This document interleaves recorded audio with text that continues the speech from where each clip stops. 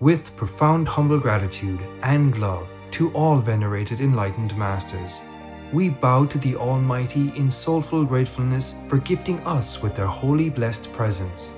May all beings be awakened by their divine grace. Part 4 of 4.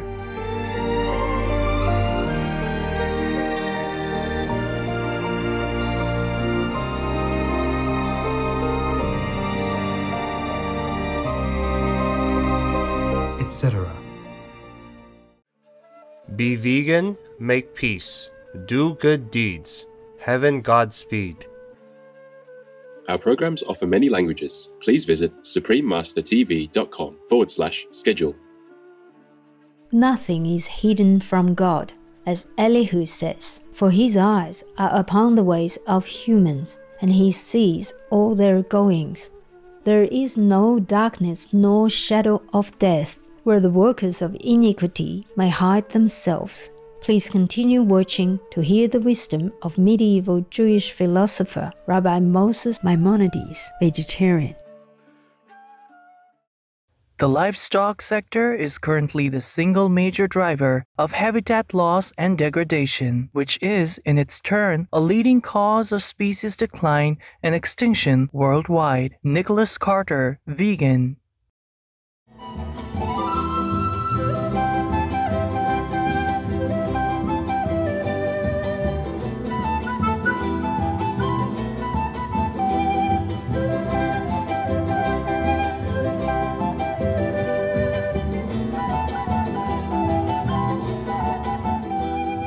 Bienvenidos afables espectadores means welcome friendly viewers in Spanish, the official language of Chile.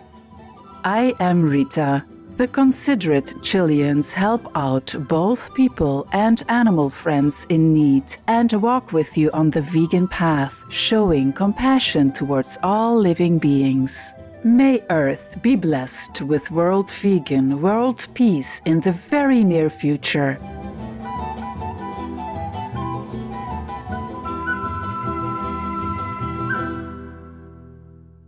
Welcome to the all-encompassing and infinite divine wisdom from the Guide for the Perplexed by Maimonides, Vegetarian, Part 2 of 2, Onwards of Wisdom. Maimonides, Vegetarian, also known as Rambam or Rabbi Moses ben Maimon, was a notable medieval Jewish philosopher, astronomer, physician, and intellectual figure. Born into a prominent family in Spain, Maimonides' path eventually led him to Morocco and Palestine until he finally settled in Egypt, in El Fustat near Cairo. Shortly after moving to Egypt, life-changing events prompted him to start his practice as a physician. It was not long before Maimonides, vegetarian, was renowned in the area and became the personal physician to the Sultan Saladin, a famous Muslim military leader. He also tended to other patients, lectured before fellow physicians, and became a leader of the Jewish community, teaching and helping its members. Famous works by Maimonides, vegetarian, include Mishnah Torah, a commentary on the Talmud, and the Guide for the Perplexed, philosophical discussions regarding theological matters. A revered pillar of the Jewish world, Rabbi Moses ben Maimon, vegetarian, also had a significant influence on some great medieval writers and thinkers, such as Baruch Spinoza and Gottfried Wilhelm Leibniz, and made an important impact on the medical science archives.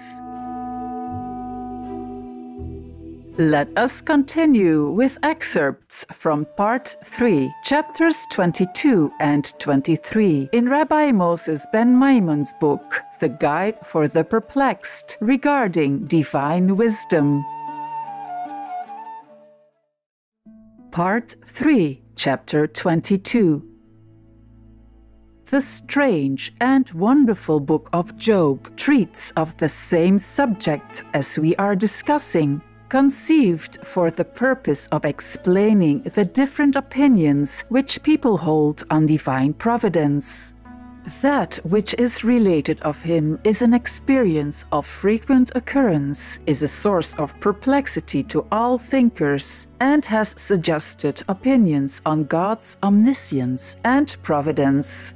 This perplexity is caused by the account that a simple and perfect person who is upright in his actions and very anxious to abstain from sin is afflicted by successive misfortunes, namely by loss of property, by the death of his children, and by bodily disease, though he has not committed any sin. Job, as well as his friends, were of opinion that God himself was the direct agent of what happened, and that the adversary was not the intermediate cause. The text does not say he was an intelligent, wise, or clever man, but virtues and uprightness, especially in actions, are ascribed to him. If he were wise, he would not have any doubt about the cause of his suffering. Part 3, Chapter 23. It is the opinion which suggests itself as plausible at first thought, especially in the minds of those who meet with mishaps, well knowing that they have not merited them through sins. This is admitted by all, and therefore this opinion was assigned to Job.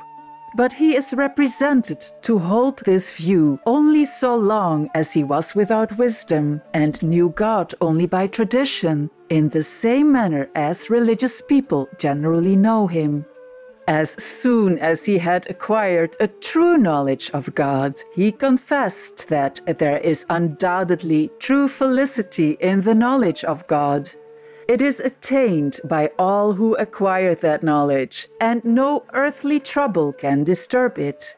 So long as Job's knowledge of God was based on tradition and communication and not on research, he believed that such imaginary good as is possessed in health, riches, and children was the utmost that humans can attain.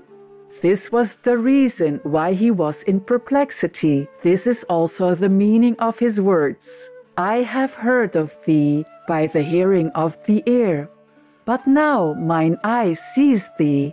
Wherefore I abhor myself and repent because of dust and ashes.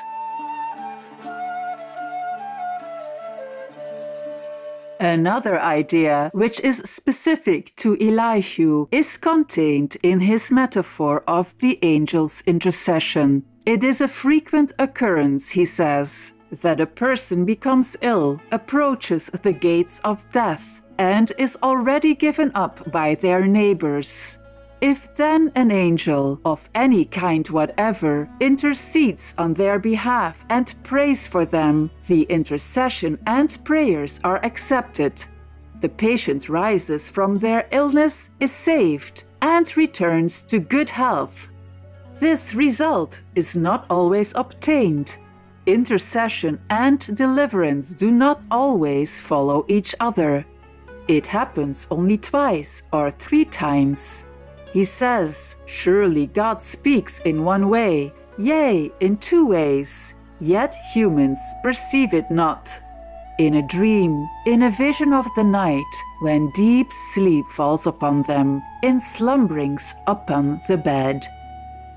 He afterwards supports and illustrates his theory by a description of many natural phenomena, such as thunder, lightning, rain, and winds.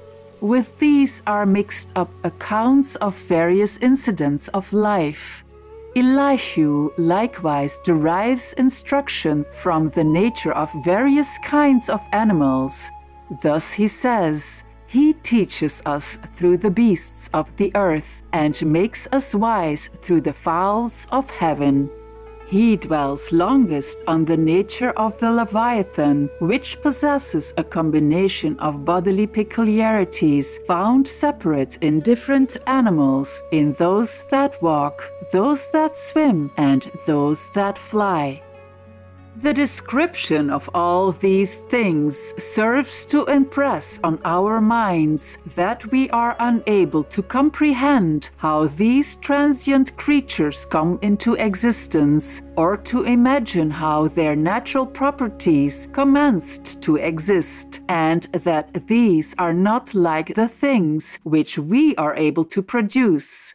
Much less can we compare the manner in which God rules and manages his creatures with the manner in which we rule and manage certain beings.